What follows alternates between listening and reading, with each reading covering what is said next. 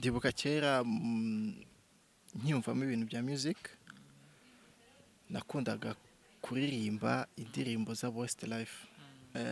Indirimbo yitwa My Love niyo yasaga nkaho iri kujya hit muri ibyo bihe. An empty street, an empty house, a hole inside my heart.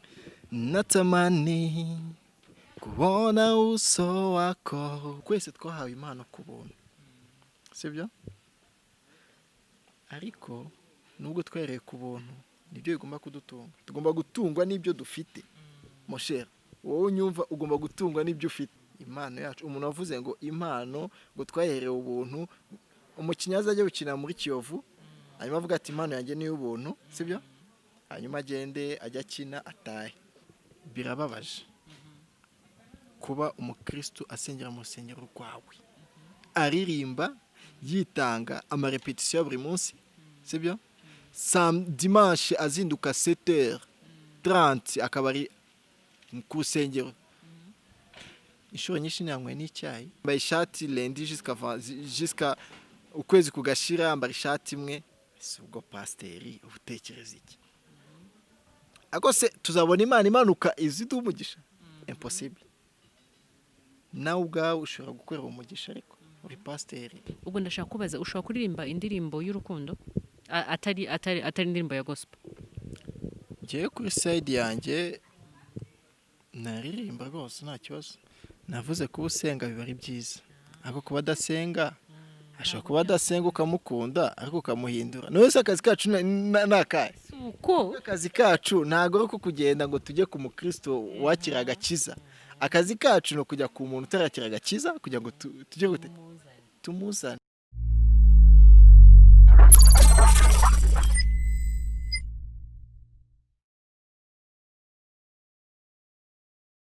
reka twongere tubahe ikaze kuri The Anonymous 250 mu biganiro byacu.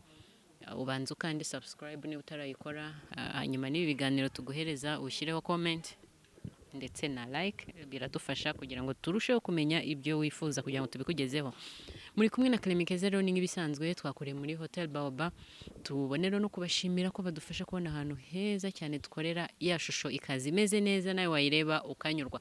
Aka kanya rero tugiye kwakira umuhanzi Charles, akaba ari umwe mu bahanzi arabikwibwirira. Ikaze mu kiganiro cyacu. Ya murakoze cyane. Nkuko atangiye bivuga, nitwa Charles Muhamiriza, nkabakora music muri side ya gospel. Nkuko nari mbivuze rero umwe mu bahanzi bakora bari mu gisata cya gospel. Gospel ubwo ni byanze bikunze urabizi niba uri kudukurikira, ni indirimbo zaririmbiwe Imana, zaririmbiwe zahimbiwe. Ni indirimbo ziramya cyangwa zihimbaza Imana. Muri gospel bimeze bite Charles? Urambaza muri gospel muri rusange? Ubundi mite nkubaza no kuri wowe.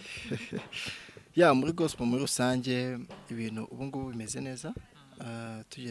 Tujye turebera ku bihangano bishya byasohotse, ibishya birimo mbese melody nshya ndetse n'uburyo bw'imiririmbire bushya. Harabavuga ko ngo nta kantu karimo, ndavuga muri gospel biragoye. Muri gospel biragoye ariko ntago kabura of course. Bisaba kugashakisha ingufu. Ya bisaba guhiga. Mbese ho nuguhiga bitandukanye cyane na secular gospel, yo nuguhiga cyane kandi cyane. Ariko njya numva ngo hari abapasiteri cyangwa se amatorero amwe namwe nyine bigora kuba wahigiramo. Ubwo ni kuvuga nk'umuhanzi. Ego biragoye. Amatorero nayo ajya afite uburyo nabwo agenda akoreramo, ajya afite rigueur zaho.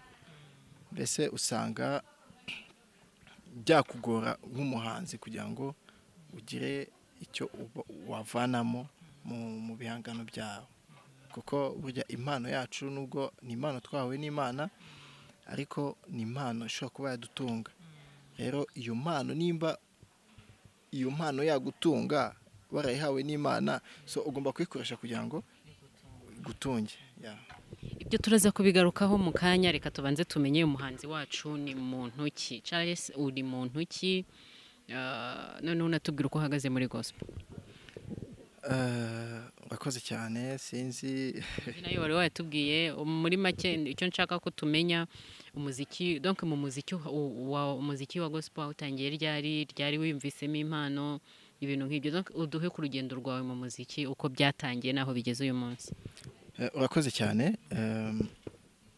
Ndibuka kera nkiyumvamo ibintu bya music nakundaga kuririmba indirimbo za Westlife cyane. Nakundaga iriya groupe cyane, mbese nakuze aribo bantu bandi ku mutima. Westlife ngakunda Westlife. Noneho indirimbo yitwa My Love niyo yasaga nkaho iri kurya hit muri ibyo bihe. Iyihe turirimbiro? Yitwa barimo ngo an empty street, an empty house, a hole inside my heart. I'm all alone, the rooms are getting smaller. I wonder how, I wonder why, I wonder where they are. The days we have, the song we sing together. Oh yeah, yeah. Buri gihe rero hari ikintu kijya kinshimisha. Buri gihe hafi ya buri munsi twakira abahanzi bazi kuririmba bafite n'ijwi ryiza, nkahita mbabaza ngo iryo jwi ryavuye he. Gusa icyo kibazo tugisunike inyuma kuko twari tukiri kukumva wowe uburyo nyine wazamutse n'uburyo wamenye ko ugomba kuririmba. Urakoze cyane nk'uko bivuze. Natangire bese indirimbo My Love niyo ndirimbo bese isa nkaho ariyo natangiye kwiga. My Love inza ku mutima, hanyuma With You ya Chris Brown nayo ubwo natangiye kwiyumvamo impano yo kuririmba arizo ndirimbo zigezweho za My Love, za With You, indirimbo ngizo. Kubera ijwi ryawe riraryoshye, nta kuntu rwose abadukurikiye twabima iryo jwi riryoshye. Anyway, With You yo ntago ndayizi ariko ntago nkiri kuyibuka neza. Ubwo nuyibuka urayituririmbira cyangwa se n'indi yindi uraza kuturirimbira? Nta kibazo. And then byakomeje gufata indi ntera. Geraho numva mu mutwe wanjye kuba naririmba, uvuga ngo album ya Westlife yose nkaba naririmba. Mbese byabaye nkaho birimo kuntungura. Ariko ntago nigeze mpura n'umuntu umbwira ngo ufite impano yo kuririmba. Oya, byari biri aho tu nyine kwishimisha, ibintu bisanzwe. Hanyuma njya muri church, nsengera muri Peuple de Dieu. Peuple de Dieu ni church bano hafi Nyamirambo, ku isoko rya Nyamirambo. Hanyuma ngiye muri church, njya muri worship team. Turaririmba umunsi umwe ndavuga ati gute umuntu ashobora kujya muri studio akaba yatestinga voice ye akareba se bimeze bite mu byuma bya bimeze bite. Icyo gihe nakubwiye ko natangiye kuri Westlife. Noneho kuri Westlife bagira indirimbo yitwa You Raise Me Up. You Raise Me Up ni indirimbo yampaye inspiration nyinshi cyane, mbese ndayikunda. Ndavuga ati none niba narahereye kuri Westlife ubu ngubu ndi muri church. You Raise Me Up ni indirimbo mbese imeze ukuntu iyo uririmbye wumva ufite n'amavuta. Nyine yituririmbira kugira ngo natwe ayo mavuta regahita aza. Wenda reka tuza kuririmba nyuma, reka maze nkubwire urugendo. Ntuze kunyibagiza. Oya, ntago nkwibagiza. Njya muri studio ndayikora, nkora cover yayo, ariko ntago uko yasohotse urumva bwari ubwa mbere kujya muri studio, umva bashyizemo. Donc niyo ya mbere watwaye muri studio? Muri studio yari cover. Urumva harimo ikintu cy'ubwoba cyo gutinya Mike. Bijya kuri Mike for the first time ugira ubwoba bwinshi cyane, mbese uratitira, sound zitemeze neza. Ariko ndatrayinga nubwo washyizemo amototune menshi cyane ariko byari ibyanjye, nagomba kubikunda kandi nagomba kubisharinga abantu. Abantu barabikunda, barambwira ati wawu, noneho wakomeza, ufite impano. Barambwira ati courage. Nubwo nyine ataburamo abandi bantu baguca intege, ahubwo ati mister, ibi bintu si ibyawe. Abandi ahubwo ati go on, never give up. Rero burya iyo uri umuntu ufite mind ikora neza, ukurikiza inzira cyangwa se amagambo meza abantu baba bakubwiye kugira ngo ubashe kugera ku ntego yawe. Rero byarabaye, nisanga nkoze indi ndirimbo, nkoze indi. Kwa gutinya Mike bigeraho birarangira. Kwa gutinya Mike bigeraho birarangira rwose. Ubu ngubu urabona ni yawe ndi byagezeho biba fresh. Ubu njya kuri Mike ukambara casque, then flow zikamanuka. Ngaho turi imbere kuri ya ndirimbo tukibyibuka. When I'm down and all my soul's so weary, when troubles come and my heart mustn't be, and I am still and waiting in the silence until you come and sit and while with me. You raise me up so I can stand on mountain. You raise me up to walk on stormy sea. I am strong when I am on your shoulder. You raise me up to more than I can be. Okay, hanyuma noneho umaze kujya muri studio bwa mbere, mikoro urayitinye, ukurikije indirimbo yawe ya mbere wakoze ni iyihe? Ni indirimbo yitwa Natamani, iri mu rurimi rw'igiswahili. Mu kinyarwanda ishaka kuvuga ngo ndifuza.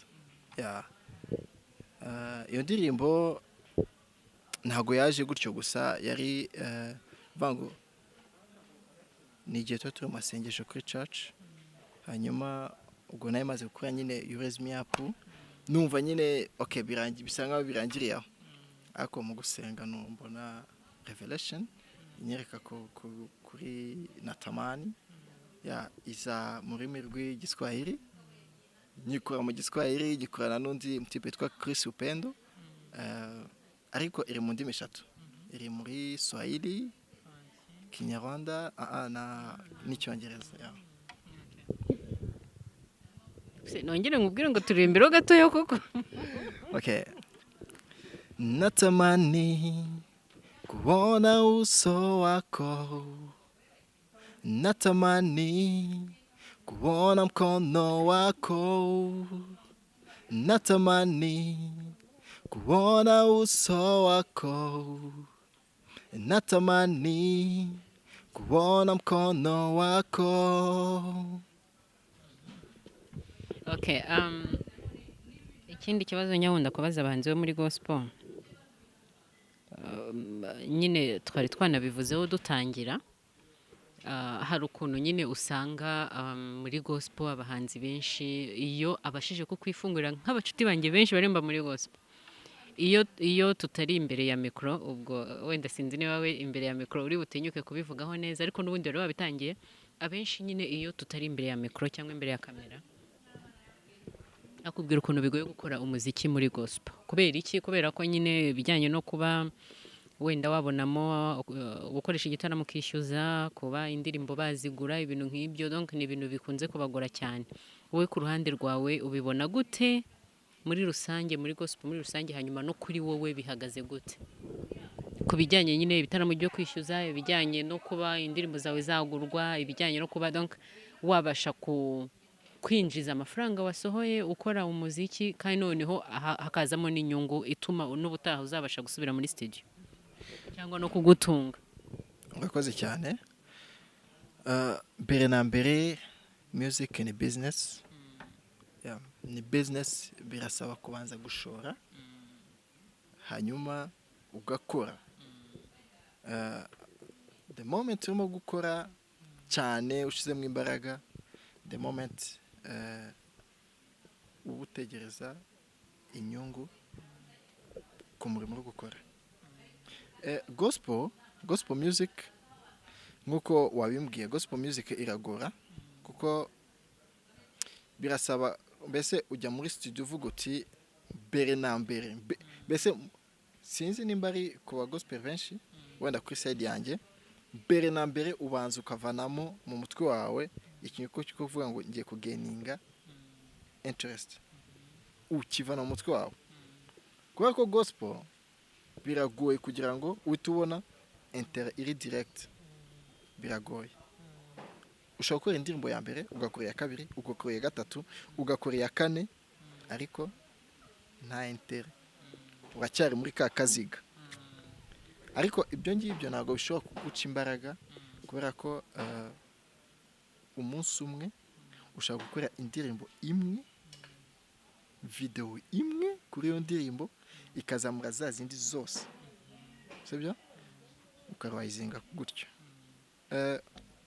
Rero ngewe kuri side yanjye, when you rise akantu gatangira kwinjira, birumvikana. Iyo umaze kurwayizinga urumva ni ama concert, uvuga ngo nimba ushobora kuba wakoresha concert ukinjiza tuvuga abantu 800 bose bishuye, ni amafaranga yinjiye. Muri gospel ubu biroroshye kuko mu minsi ishize rwose byari ibintu bigoye cyane.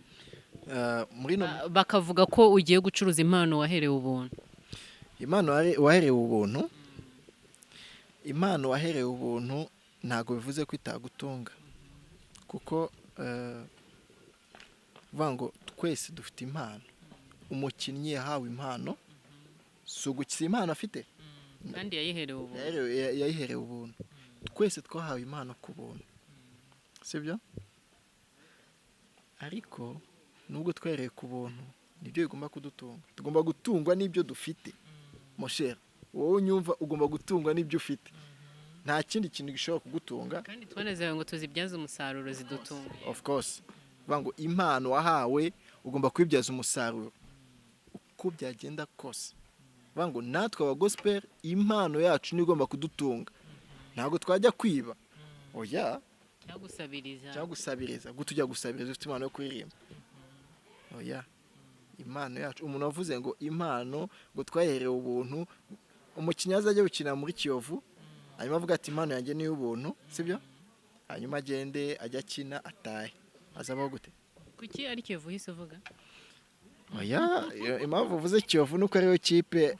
Oya, ntabwo nyifana, nuko ariyo kipe wenda ibibarizwa hano iri hano hafi Nyamirambo. Akugenda umufana wa pera. Hanyuma reka tugaruke kuri gospel. Watubwiraga nyine ko iyo indirimbo igize ikazamuka ikakuzamura utangira kubona akantu. Ego, iyo gospel iyo umaze kugafata, kambyite gutyo mu mvugo y'iki gihe, iyo umaze kugafata ubona akantu mu nzira nyinshi, haba kuri YouTube ubona akantu, mu ma concert ubona akantu, kuko ntago, reka nguhe example, ntago ngiye Charles najya gukoresha concert ngatumira Israel Mbonyi ambwa ati Mr. ngwino performing. Impano wayiherewe ubuntu. Aho bati uri n'igicucu nabwo ufite. Ntago bibaho. Uvuga ngo ya mpano yiwe tuve no ku mpano. Time agiye gutakaza nubwo agiye kuvuga ubutumwa ko ni energy, aratakaza energy. Iyo energy rero agomba kwigaruza, sibyo? Agomba kugira ikintu umugenera nk'impano. Bumva iyo mpano rero namara kuyitwara niwe uzi icyo ari buyikoresha. So ataragura umuceri, so ataragura akawunga. Yes, akayirya kamutunga. hanyuma noneho reka tugaruke kuri ba bandi abenshi ni abanyamatorero abantu bakomeye mu matorero ntibantera amabuye cyangwa se nibanayatera ndayakwepa. Abo bantu akenshi usanga nyine batabyumva ko umuhanzi agomba gutungwa n'ibihangano bye. Ngira ngo hari umuhanzi witwa Tonzi, sinzi niba umuzi cyangwa muziranye, yarwanya urugamba cyane inshuro nyinshi. Buriya Tonzi ndamukunda cyane, nkunda no kubigarukaho kenshi. Yarwanya urugamba cyane kugira ngo donc bumve ko umuhanzi wo muri gospel nawe agomba kuba umuhanzi nk'abandi, nawe agatungwa n'ibihangano bye. Ku ruhande rwa wenda nk'abo bapasiteri cyangwa se n'abandi bantu bakomeye cyane mu idini baba bumva ko umuhanzi agomba kuza akaririmba, amaturo bakayabona, abakristo bagafashwa n'ibyo, ariko agataha n'amaguru akaburara. Abo bantu wababwira iki? Cyangwa se ubyumva ute kwanza, noneho ni iki wababwira? Abakoze cyane kuri icyo gitekerezo. Muri Bibiliya handitse ngo mutange kimwe cya cumi, un dixième, sibyo? Iyo un dixième ntago iyo un dixième ijya kubaka ntago ijya kubaka ntago ijya kubaka church, ntago ijya kubaka urugo rwanjye cyangwa se rw'undi mukristo. Iyo un dixième niyo umupastor, niyo umukozi w'Imana. Niko byanditse no muri Bibiliya se? Niko bimeze Muri Bibiliya? kimwe cya cumi gihabwa nde? Oya, nyine ubanje kutubwira Bibiliya. Noneho ndi kwibaza icyo kimwe cya cumi cyo muri Bibiliya n'ayo maturo nibigomba kujya kubakira pasiteri cyangwa nibikomeza wa murimo w'Imana? Of course nibikomeza umurimo w'Imana, ariko muri uwo murimo w'Imana bigomba no gutunga bigomba no gutunga, ntago bitunga gusa umushumba, bishobora no kumutunga. Ariko icyo nshaka kuvuga hano, icyo cya cumi mutanze uri bugitange kigende kubakira pasiteri, cyangwa se uri bugitange cyubaka urusengero, umurimo w'Imana ugende neza, korali zibashe kuririmba neza, ubwo niba hari n'amafunguro basangira nayo abashe kuboneka? ni ukuvuga ngo hari kimwe cya cumi hakaba n'amaturo. Ni ibintu bibiri bitandukanye. Amaturo afasha urusengero kuzamuka, sibyo? Kubaka insengero, gufasha wenda abakene bo mu rusengero, kugura umuriro, kwishyura amazi. Ayo ni amaturo.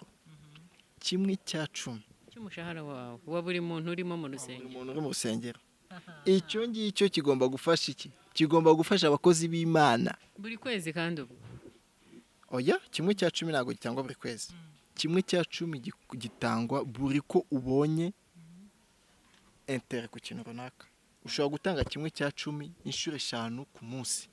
uzi ko tugiye kujya gushinga itorero bana? Yes, nimba uri ntungane ugomba gutanga nk'ubu ngubu ngewe tuvuge par exemple, jangaha mfashe bonye nka 100,000 par exemple, 10,000 ngomba kuyatanga. Nimba kwa pastor, nimba mvuye nkajya Nyamirambo ngakorera 500,000, 50,000 na pastor. Nibaye kabiri ku munsi. Yumva iyo Bibiliya wasomye ubanza atariyo nanjye nigeze gusoma. Oya, no kuvuga ngo kimwe cya cumi ntago gitangwa rimwe mu kwezi. Oya, kimwe cya cumi gitangwa no gutangwa buri munsi. Si ngombwa buri munsi, na buri saha. Ufite niyo mpamvu abapasiteri bamwe bagenda bakagura indege. Ubwo reka tugaruke ku bahanzi bacu. Icyo kimwe cya cumi kiri gutangwa na buri mukristo, sibyo? Noneho wa muhanzi we waje akaririmba, sibyo, afasha itorero kugira ngo abakristo baryoherwe n'ubutumwa bw'Imana, cyangwa se no muri izo ndirimbo harimo n'ubwo butumwa bukabafasha. Uwo muhanzi aragenda burare, uwo muhanzi arataha n'amaguru, uwo muhanzi arabura icyo kwambara, arabura isabune yo gukaraba. Aho ngaho buriya ngewe ntago njya nkunda guhisha ibintu cyangwa se guca ibintu ku ruhande. Burya akazi ukora sometimes ugomba kuboneramo umugisha, kuko birababaje kuba umukristo asengera mu rusengero rwawe, aririmba, yitanga amarepetisiyo buri munsi, sibyo? Dimanche azinduka 7h30 akaba ari ku rusengero. Inshuro nyinshi nanywe n'icyayi, iyo mukaro nawe yabonye, ako agataha ameze gutyo, yambaye ishati lendi jusqu'à ukwezi kugashira, yambara ishati imwe atarabasha no kuyimesa. Ashobora kuba yanayimesa ariko nta sabune. ariko nta sabune. Si ubwo pasiteri ubutekereza iki? Yes, kandi abona endiziyeme ya buri segonda. ubona endizeme ya buri munsi, ntago zayo uba wafashe endizeme. Mbere yuko twibuka abandi, twibuke kwanza, ese uyu muntu ukora uyu murimo, yego batwisha ko Imana iduha umugisha, ariko se tuzabona Imana imanuka iziduha umugisha? Impossible. Nawe ubwawe ushobora gukorera umugisha, ariko uri pasiteri ukavuga ati uyu mukozi w'Imana reka mugenere wenda izi 20,000 ku kwezi n'urugero, cyangwa se ako kanya kanyamuwe kugira ngo ajye gutunganya n'imirimo n'izindi gahunda zo mu rugo. Yes, abone n'aka kabaragereka ko kugaruka ejo, abone n'imbaraga zo kugaruka kuri repetition. Njyewe nabaye muri kwaya, hari igihe umuntu aza ugasanga rwose ntiyanariye, akuririmba ijwi ntirisohoka. Okay, wenda pastor ashobora kuba atabizi nabwo.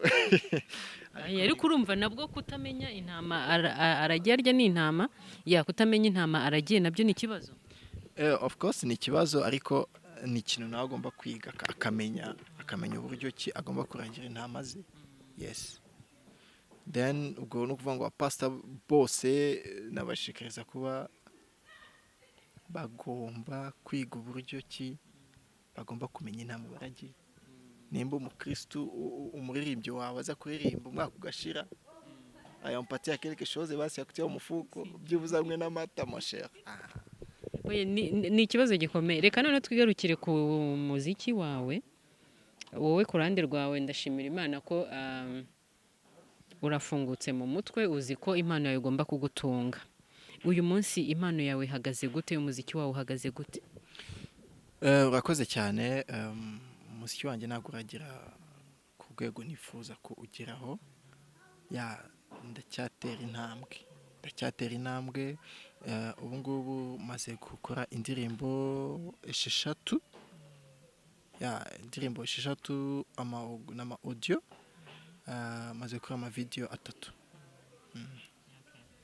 Hanyuma muri gahunda ubwo birahita bihura n'ikindi kibazo, usibye ko ubanza hari niba twakivuzeho simbyibuka, cyangwa se niba twakivuzeho hanze ya mikoro na kamera simbizi, hariho ukuntu abahanzi nanone barimba gospel usanga nyine ubwo nawe reka mbe ngushyizemo kugeza ubwo ndi bumenye ko utarimo. Hari ubwo usanga nyine bakunze gutera amabuye abahanzi barimba sekira. Ndashaka kuvuga ugasanga wenda muravuga ko cyangwa n'abakristo muri rusange bakavuga ko abahanzi barimba sekira indirimbo baririmba bla bla bla zimeze ukuntu, harimo amagambo mabi, baririmba urukundo rubi, ibintu nk'ibyo. Ariko ugasanga wa muhanzi uririmba gospel we azi urukundo, azi rya jambo ry'Imana, we ntago ariririmba, ariko akajya gutera amabuye abandi cyangwa se n'abagenzi b'ibintu nk'ibyo. Ubwo ndashaka kubaza, ushobora kuririmba indirimbo y'urukundo atari indirimbo ya gospel? Ngiye kuri side yanjye naririmba rwose nta kibazo. Ni ukuvuga ngo n'ubu ngubu ndayifite. Mfite indirimbo yitwa Santa, ni indirimbo nahimbiye abageni, irimo amagambo y'urukundo. Kuririmba amagambo y'urukundo ntabwo bivuze ko ugiye muri sikira. Munyumve nabi, bamoizi mbiye barazifite, sibyo? Nabandi barazifite kandi baririmba gospel. So kuririmba indirimbo y'urukundo ntabwo bivuze ko ugiye muri sikira, ahubwo se iyo ndirimbo y'urukundo wiririmbye mu buye buryo, aho ngaho niho hari ikibazo. Usanga uririmba indirimbo gushiramo ibintu kandi uririmba gospel, ukuvuga ngo aho ngaho ako nimba uririmba ibintu n'urukundo kameme, ariko kumva umuntu ari wese ashobora kuba yayumva, ifite message itanga ku muntu ari wese, haba umwana, haba umukuru, haba umusaza, rwose numva nta kibazo. Ubwo ndahita nanone nkubaza se abo ngabo bafite iyo myumvire cyangwa batekereza gutyo bo ubyumva ute? Nyine buri wese afite uburenganzira bwo gutekereza uko ashaka, ariko nko ku ruhande rwawe ubyumva ute? Wumva ari iyihe mpamvu ibitera? Urakoze cyane. Buriya imyumvire ni ikintu gikomeye cyane ku mutima w'umuntu cyangwa se ku buzima bw'umuntu. Buri muntu aba afite ukuntu afatamo ibintu n'ukuntu abyumva, ariko ngewe mbona ntabwo nkunda kujajinga umuntu. Ntabwo nkunda kujajinga umuntu nimba uwo nguwo akora gospel akarimba ibyo ashaka, ibyo nibyo biramureba, akore ibyo ashaka, nimba bimuha amaramuko ibyo nibye, nimba ari we yakosheje imbere y'Imana aziburanira.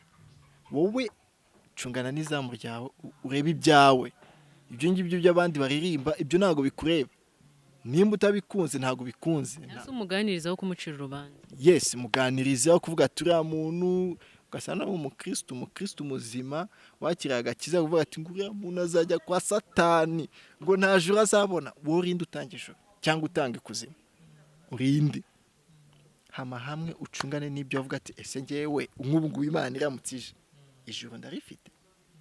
Baza umenye stati yawe, numara kumenya stati yawe neza ukamenya ngo stati yanjye ni iyi, wenda uzajye ku yindi stati y'undi muntu. Hanyuma Charles, mu buzima busanzwe uri umunyeshuri, uri umukozi, bimeze gute? Ni umuziki gusa? Njye ntabwo ndi umunyeshuri kabisa. Ubu ngubu hashize nk'imyaka 5 mvuye mu ishuri. Kabisa. Urivuyemo urisoje? Ndisoje. Neze ngo wavuye mu ishuri. Sijya wabonye ndisoje. Ubu kuvuga ngo wongere wige? Mon cher, cyakoze reka nkubwize ukuri, sibyo? Ngiye kugira ngo nongere kwiga. Wize ibiki kugeza ubwo uvuga gutyo? Nize history, economic and geography. Mbese bitanagoye cyane? Ntabwo bigoye, ariko nyine kwicara mu ishuri mon cher. Biba bigoye, ntabwo biba byoroshye. Umuntu ni atari. Okay, ufite umukunzi? Abo muri gospel kenshi barabihakana cyangwa se bagatinya kubivuga. Njye ndamufite. Amen, haleluya. Wamuhitiyemo iki? Wamuhisemo gute, kubera iki? Buriya urukundo ntabwo rugira amahitamo. Nicyo kintu nabonye kitagira ngo ujye guhitamo kubera oya. Byarizanye gutya. Umva biraza ukabyakira gusa, ahubwo vuga ngo kugira ngo birambe bisa ni iki bya ahangaho niba barimo birarambye close. Oya ntabwo ari cyane tu, biraho nyine. Kugeza ndi umuntu adasubiza. Ahangaho iyo topic tuyiveho, ariko nabwiye ko mufite. Noneho mbere yuko tuyivaho, humura ntabwo turi buvuge ku musheri wawe, ndashaka kuvuga kuri wowe. Umukobwa mwiza ni umukobwa umeze gute? Kuri njyewe mbere na mbere, umukobwa mwiza ni umukobwa wiyubaha. Aho ngaho iyo wiyubaha tik kuba uri mwiza byo ni ibisanzwe mon cher. Amen. Ni ibisanzwe. Kuba usenga ni byiza, nabyo n'indi ntambwe. Adasenga ntabwo wamukunda, wenda ukazamuyobora mu nzira nziza zo gusenga. Navuze kuba usenga biba ari byiza, ariko kuba adasenga, ashobora kuba adasenga ukamukunda ariko ukamuhindura. Nose akazi kacu nakahe? Uko akazi kacu ntabwo ari ko kugenda ngo tujye ku mukristo wakira agakiza. Akazi kacu no kujya ku muntu utarakira agakiza kugira ngo tujye gute tumuzane. Niko kazi twahawe n'Imana. Izindi karite ku mukobwa mwiza kuri wowe? Ma cher. Izo ngizo ziba zihagije. Reka tubyakire gutyo, reka tugushimire, twizere ko urakomeza gutera intambwe mu muziki wawe ndetse no mu buzima busanzwe. Hanyuma uwo mwana w'umukobwa umudusohorize. Ndabizi namusohoje, nawe azabibona tu. Hanyuma rero twizere ko umunsi wawe urakomeza kugenda neza. Sinzi wenda niba hari yaba inama cyangwa se icyo wasaba abadukurikiye cyangwa se n'icyo wabwira abafana, abakunzi b'umuziki wawe. Murakoze cyane. Mbere na mbere turabashimira mwese, akambita abafatanyabikorwa bakomeje kudutera ingabo mu bitugu, gushyigikira ibihangano byacu, kuko umuntu agira inzira nyinshi ashyigikira mu gihangano cyawe, haba uwasharinze, haba uwakoze views, haba uwakoze subscribe, yewe abo bose ndetse n'uwakubwiye ngo felicitation, uwo ngo nawe abashyigikiye igihangano cyawe. Mwese turabashimiye, turabakunda, mukomeze kudushyigikira umunsi ku wundi. Eh, ikindi kintu navuga ibihangano byacu mwabisanga kuri YouTube ibisanzwe amazina ni Charles Muhamiriza haba kuri social network zose dukoresha ni Charles Muhamiriza mwatubonaho urakoze cyane mwakoze cyane